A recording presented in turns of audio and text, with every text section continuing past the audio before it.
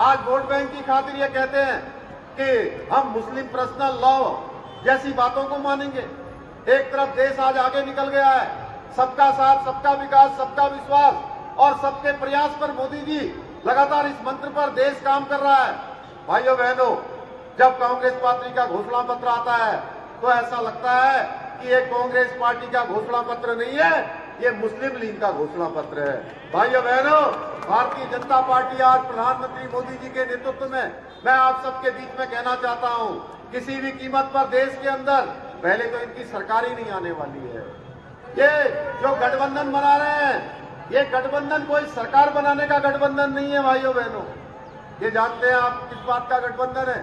ये अपने अपने अस्तित्व को बचाने का गठबंधन है, ये अपने अपने परिवारों को बचाने का गठबंधन है, ये भ्रष्टाचार को छुपाने का गठबंधन है। भाइयों बहनों, ये तुष्टीकरण को बढ़ावा देने का गठबंधन है, ये परिवारवाद को बढ़ाने का गठबंधन है।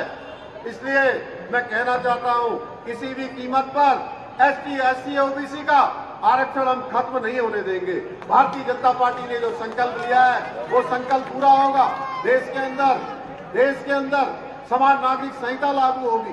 देश के अंदर ऐतिहासिक निर्णय मोदी जी के नेतृत्व में हुए, चाहे देश के अंदर धारा 370 समाप्त हुई हो, 3 तलाक का खात्मा हुआ हो, या हमारे आराध्य देव भगवान श्री राम, जिसकी प्रतीक्षा हम लंबे समय से कर रहे थे, अरे भगवान श्री राम की प्राण प्रतिष्ठा हो गई।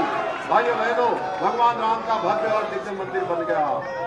आज दिल्ली के अंदर जो ये कांग्रेस पार्टी और आप पार्टी ने गठबंधन बनाया है, ये गठबंधन केवल और केवल ठग करने का एक माध्यम है। भाइयों बहनों, आप देख रहे हैं जो केजरीवाल और उनकी पार्टी तमाम प्रकार के वायदे कर तमाम प्रकार की ईमानदारी का ढोंग रचकर सत्ता में आए।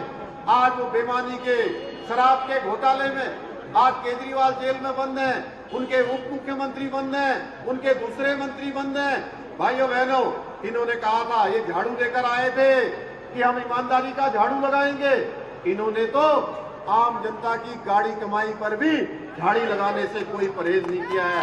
इसलिए समय आ गया है ऐसे गठबंधनों को जवाब देना है। आज पूरा देश, मैं दक्षिण के राज्यों में भी गया हूं, मैं कल बंगाल में भी था, मैं देख रहा हूं जहां 45 डिग्री तापमान में भी माताएं, बहनें, बड़े बुजुर्ग, हमारे नौजवान पसीना बहा रहे हैं और मोदी जी को तीसरी बार प्रधानमंत्री बनाने का संकल्प ले रहे हैं। भाइयों बहनों, और अपनी अपनी बारी का इंतजार कर रहे हैं कि किस दिन हमारी बारी आएगी, किस दिन हम मोदी जी के लिए वोट करेंगे, किस दिन हम भारत को, विकसित भारत के संकल्प को मजबूत करेंगे। इसलिए मैं आप सबसे कहने के लिए आया हूं कि आप सब लोग ये 25 मई तक, जब तक मतदान नहीं हो जाता है, आपने पसीना बहाना है और आपका ये पसीना देश के काम आएगा। भाइयों बहनों, आने वाली पीढ़ियों के काम आएगा, हमारे सैनिकों का मनोबल मजबूत करेगा, हमारे देश का मान सम्मान दुनिया के अंदर और मजबूत करने का काम करेगा। मुझे पूरा भरोसा है कि आप सब लोग, देवभूमि में चूंकि चुनाव हो गया है और देवभूमि के लोगों ने एक तरफा मतदान किया। भाइयों बहनों, कोई पार्टी वहां नहीं थी, इसलिए दिल्ली और देवभूमि का बड़ा गहरा नाता है। इसलिए 7 की 7 सीटों पर दिल्ली में आज कमल फहरना चाहिए और मैं हर्ष भाई के लिए आप सबसे निवेदन करने के लिए आया हूं, तो आप सब लोग इनको बहुत ऐतिहासिक मतों से जिताएंगे और 25 मई को प्रातःकाल, देखिए हर जगह ये बात आ रही है कि मतदान कम हो रहा है, मैं आपसे एक वायदा लेना चाहता हूं कि आपके यहाँ पर पिछले वर्ष से 10% मतदान ज्यादा होगा। वो जिम्मेदारी आप सबकी है, आप सब जिम्मेदारी लेते हैं ना, लेके जिम्मेदारी आप सब लोग